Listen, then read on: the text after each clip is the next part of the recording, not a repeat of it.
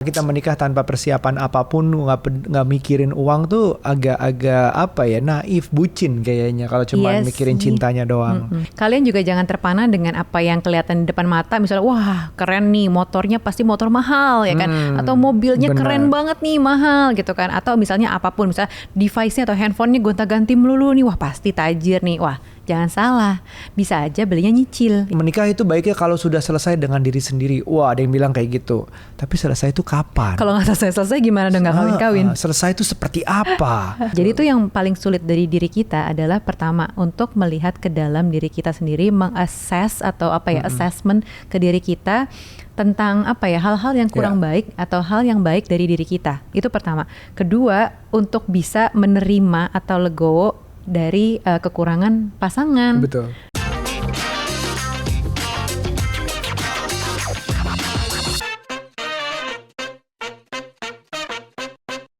Halo parents, apa kabar? Kembali lagi di podcast Curhat Babu, curhatnya Bapak dan Ibu. Iya, kita sekarang masih ada di Vivere Collections di South 78. Ini adalah satu gedung yang isinya banyak banget, ada beberapa lantai nih ya, lantai 3 dan 3A itu isinya furniture-furniture keren dari Vivere, bahkan bisa yang custom made segala macam, keren banget. Dan katanya ke depannya gedung ini akan ada hotel dari Vivere. Wow. Dan hati-hati buat yang lagi mau bangun rumah, bikin rumah atau lagi mau renov. Karena kalau kesini pasti BM semuanya pengen dibeli. Nanti di rumah sofanya ada 10 jangan-jangan. Aku pengen ambil ini nih, coffee table ini nih dari yang bikin Alvin Tea. Asik. Bab aku naksir itu deh kursi kerja yang steel case yang warna pinky yang itu. Pink itu ya. Siapa tahu kamu lagi cari ide buat aku ulang tahun, kadonya apa? Silahkan. Ada di situ. Iya. Halo Vivere, saya bisa dihubungi di. Oke, baiklah. Jadi episode kali ini kita mau ngomongin apa? Kita mau ngomongin tentang hal-hal yang harus diketahui, yang harus disiapkan yang wajib kita siapkan sebelum menikah. Udah pasti duit. Ya, iya duit adalah setidaknya, tapi berapa? Waduh, kalau kita bahas itu panjang nih sebenarnya. Tapi benar, satu hal adalah finansial. Oh bener aku? Bener dong, nggak bisa kita menikah tanpa persiapan apapun, nggak mikirin uang tuh agak-agak apa ya, naif, bucin kayaknya kalau cuma mikirin cintanya doang. Tapi sebenarnya bukan berarti jadi penghalang juga, cuman harus dibicarakan. Nih kita mau nikah tuh, abis itu apa sih? Hidupnya di mana? Mau kehidupan seperti apa? Mau rumah atau mau apartemen atau mau kontrak atau mau apa? Ya itu harus dibicarakan. Semua kan butuh duit. Bener. Apapun butuh duit ya teman-teman. Jadi cinta karena nggak bisa dimakan, kecuali cintanya berbentuk coklat kita bisa makan. Tapi selanjutnya tidak bisa gitu ya. Karena setelah menikah gitu ya, atau justru sebelum menikah kan persiapan menikah. Even cuman kalau misalnya kamu mau nikahnya di KUA aja tetap bayar kan Kak, ada duitnya ya kan. Gitu. Nggak bisa pakai ini bayar nanti gitu, nggak bisa. Tapi yang penting adalah persiapan dari sebelum menikah gitu ya. Yang perlu diperhitungkan kayak tempat tinggal akan di mana, terus kayak kehidupan sehari-hari bulanannya gimana, itu kan banyak banget pengeluarannya. Benar, makanya membicarakan finansial saat sudah serius mau menikah, mau menikah ya, belum menikah dan bukan baru pacaran. Kalau baru pacaran kita udah ngomongin finansial kayak gaji, hai namaku ini, gaji kamu berapa lah, kok langsung kabur kali ya.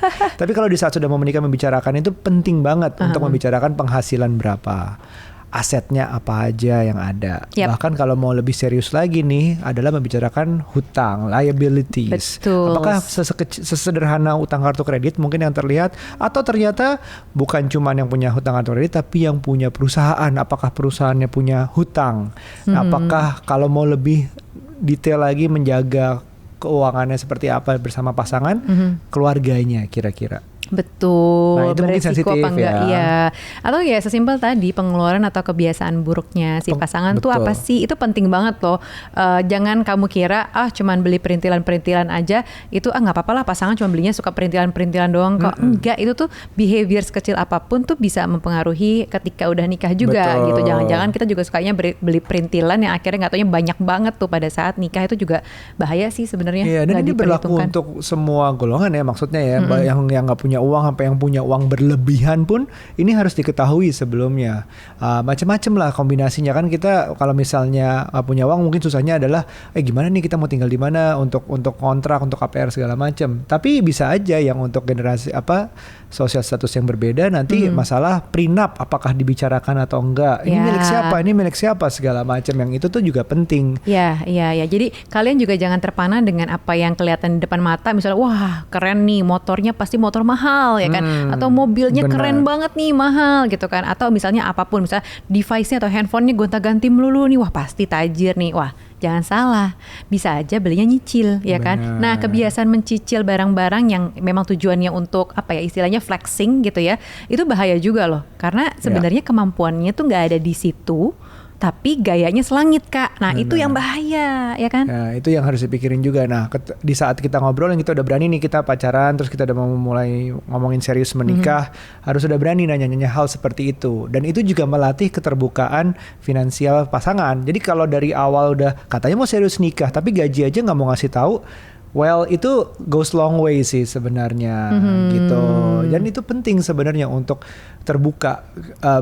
Ya kalau aku cerita ya mungkin alhamdulillah Manuca tuh dari awal mungkin udah terbuka ya, walaupun kita produk-produk investasi dulu tuh belum tahu tuh sebelum menikah. Awal nikah juga kayak kita dikemanain ya, tapi setidaknya sebelum menikah kita udah ngasih tahu ini kita punya ini nih, aku suka pengeluarannya gini. Pengeluaran tuh juga kadang-kadang bisa dilihat ya, dia tuh kalau kita lagi ngedate atau kayak gimana pengeluaran seperti apa tuh bisa dikira-kira, tapi harus dibicarakan semuanya. Betul, itu yang perlu dilihat juga dari pasangan ya. Misalnya ada yang tipenya pelit, ada yang tipenya royal banget, atau terlalu royal bahkan jadinya boros ya. Pokoknya semua level keuangan atau karakter atau profil keuangan calon pasangan kita itu penting banget untuk kita tahu.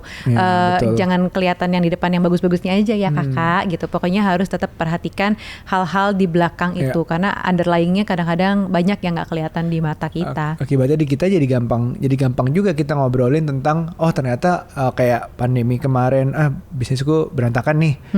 Ngomongin ke Nuca tuh gampang, Nuca nggak kaget gitu karena dia udah tahu awalnya segimana, terus dia juga tahu keadaan luar pandemi, terus akhirnya ternyata kita jadi begini, oke kita harus begini gitu. Jadi ngomonginnya justru bukan untuk main menyalahkan, tapi lebih ke langsung kita actionnya apa, karena keterbukaan itu udah dari awal gitu. Jadi Nuca nggak kaget tiba-tiba uang yang misalnya gue baru cerita tentang keadaan pandemi lagi berantakan ini sekarang, di mana uangnya udah habis gitu. Nah itu yang lebih berat nantinya. Tapi jadi ya latih kebiasaan terbukanya itu yang penting. Betul. Itu tadi yang pertama ya, kondisi keuangan calon pasangan atau pasangan kita. Nah sekarang yang kedua adalah kondisi fisik dari pasangan kita nih, atau kita sendiri bahkan. Iya betul. Kondisi fisik tuh bukan dia cantik, dia apa gimana bukan. Maksudnya physical health gitu ya, kesehatan. Sama aja ya. Sama aja ya, kesehatan fisik. Beda sama penampilan. Kan estetik, yang ini kan adalah kesehatan. Jadi kenapa penting? Karena gini, kita kan mau memasuki suatu hubungan yang boleh dibilang insya Allah seumur hidup. Betul. Terus bareng-bareng semua kebiasaan bareng, harus ada yang disesuaikan gitu, mau nggak mau. Jadi contoh kalau misalnya setiap kesehatan dari kita itu ada yang mengalami beda, salah satunya mungkin masalah fertility, masalah kesuburan. Nah itu kalau cerita gue sendiri di awal, bahwa dari awal gue udah bilang sama Nuca, dari kehidupan sebelumnya agak susah nih punya anak gitu. Jadi Nuca mengerti itu. Di saat itu kita ngobrolin, ya udah kita nggak usah coba-coba gimana langsung program. Iya, gitu. Karena dan memang udah awalnya tahu. Akhirnya nggak gampang. Yes, dan atau misalnya kita ada comorbid nih, hal-hal yang misalnya kayak misalnya aku nih agak mendekati autoimun gitu pada saat pernah flare up lah waktu itu gitu ya, eczema, dan aku baru tahu. Itu kan tapi aku setelah menikah ya, aku sendiri juga baru tahu. Tapi mungkin teman-teman ada yang mungkin punya autoimun gitu dari misalnya masa muda atau masa kecil gitu ya, sehingga tuh bisa dibahas juga sama pasangan. Karena risiko-risiko kesehatan tuh kan lumayan ya gitu, entah harus bolak-balik ke rumah sakit atau ada treatment tertentu, itu yang perlu dipersiapkan juga tadi, ngaruh ke keuangan. Jadi kalau misalnya mungkin emang tahu pasangan ada sakit tertentu, oh ya udah kita udah tahu nih paling nggak one step kedepannya adalah misalnya asuransi kesehatan ya buat pasangan kita, buat kita juga gitu, karena kita beresiko tinggi misalnya gitu. Jadi banyak sekali hal-hal dari kesehatan kita yang perlu pasangan tuh sama-sama tahu supaya fair juga gitu. Kita nggak mau nutupin apa ya 1-2 hal lah gitu, kan nggak enak banget. Karena ngaruh di keturunan juga, ngaruh di kehidupan kita, lifestyle seperti apa. Kayak kita udah tahu nih sih ya, hal yang paling umum mungkin orang dengar adalah kolesterol misalnya. Kita berdua sama-sama kebetulan kolesterolnya di atas 200. Ketahuan suka makan gorengan ya Kak. Gorengan, daging merah, segala macam gitu, itu ngaruh. Ya udah, beruntung karena kita sama dan kita sepakat mau benerin, ya kita bareng ngerjainnya. Sampai sekarang kita mengurangi daging merah, mengurangi gorengan, dan karena ada temennya jadi saling semangat gitu loh. Betul. Nggak sendirian kayak kamu nggak boleh makan ini ya, kayak diatur doang, tapi kebetulan bareng. Nah itu kan kalau dibicarakan di awal enak. Iya, gitu. jadi kita sama-sama kebetulan sama-sama health conscious gitu ya. Jadi kita tiap tahun ada medical check up. Jadi sama-sama tahu gitu loh kalau misalnya Aryo ada sakit apa ya, atau misalnya aku juga ada sakit apa ya, sama-sama ketahuan kan, lebih enak. Bahkan kalau misalnya sekarang punya anak ngerasa bahwa darah kita dua-duanya kolesterolnya sensitif nih, mungkin si anak akan dibiasakan juga suka ikan-ikanan, suka yang rebus-rebus, suka yang ayam atau banyak sayur gitu, kita coba biasakan. Setidaknya kita tahu, karena ya bikin anak suka sesuatu kan bertahun-tahun ya, nggak bisa kayak lo makan sayur besok pasti iya. Waduh, yang punya anak udah tahu deh rasanya gimana nyuruh anak makan sayur. Nah selanjutnya apa lagi Bab? Selain itu, tadi udah 2 kan. Selain finansial, selain fisik, juga jangan lupa kesehatan mental. Nah ini yang panjang nih pembicaraannya mungkin. Aduh, yaudah silakan Pak. Aduh, banyak banget episode lalu kita ngobrol apakah nikah dulu, karir dulu, itu berhubungan dengan mental kita kayak gimana. Terus siap itu apa sih, kapan sih gue kalau udah menikah itu baiknya kalau sudah selesai dengan diri sendiri. Wah, ada yang bilang kayak gitu. Tapi selesai itu kapan? Kalau nggak selesai gimana dong, nggak kawin-kawin? Selesai itu seperti apa? Jadi banyak hal yang berhubungan dengan mental yang mungkin kita bukan ahlinya ya. Mungkin ada, tapi setidaknya kita di saat ini adalah sadar mental dari segi kita ketemu marriage counselor dirutinkan setiap 1 tahun sekali.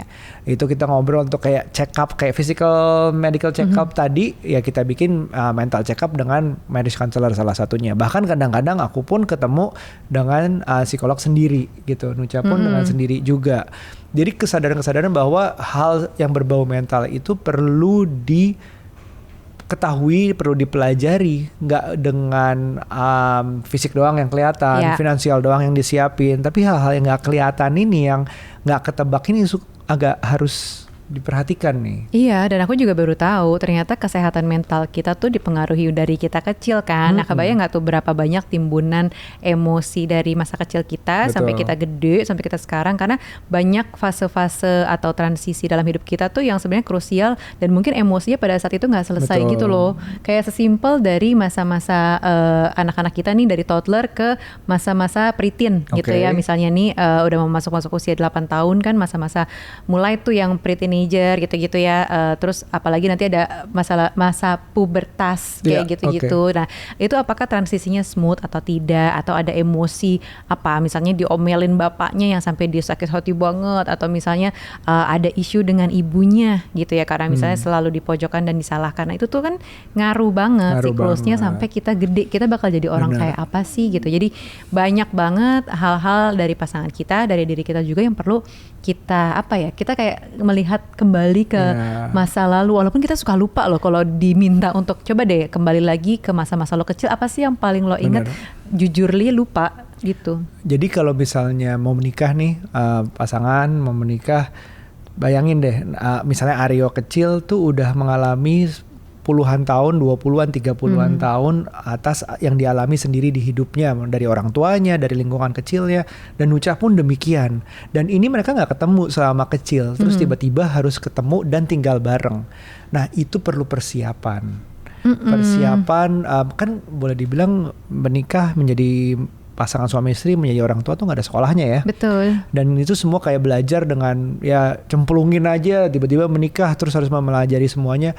Kita nggak bilang ada satu kursusnya, tapi at least diketahui bahwa it's gonna be it's not gonna be an easy thing to do gitu. Bukannya it's gonna be bad, tapi lebih ke arah ada challenge-nya sendiri. Dan untuk mengetahui pasangan mentalnya dari mana, seperti yang Nuja bilang tadi, orang tuanya seperti apa, dan masa kecilnya seperti apa sih, dia kok begitu, didengarkan dulu ceritanya kenapa gitu. Yang hal-hal seperti itu mental dua anak kecil yang kebangun sampai gede terus ketemu itu kan kebayang banget itu nggak akan segampang itu. Iya, untuk sampai pada masa kita bisa aware dengan apa yang terjadi di diri kita aja tuh butuh butuh kesadarannya tuh susah banget loh. Bener. Iya kan, bahwa misalnya kita kan harus ngelihat diri kita kayak gimana gitu ya. Aduh kok gue orangnya gampang marah ya. Itu aja tuh buat bisa assessment diri kita kayak gitu tuh kadang-kadang kita penuh dengan ego. Enggak gue kayaknya baik-baik aja, dia yang selalu salah kayak gitu kan. Padahal sebenarnya kita bisa ngelihat ke dalam kan.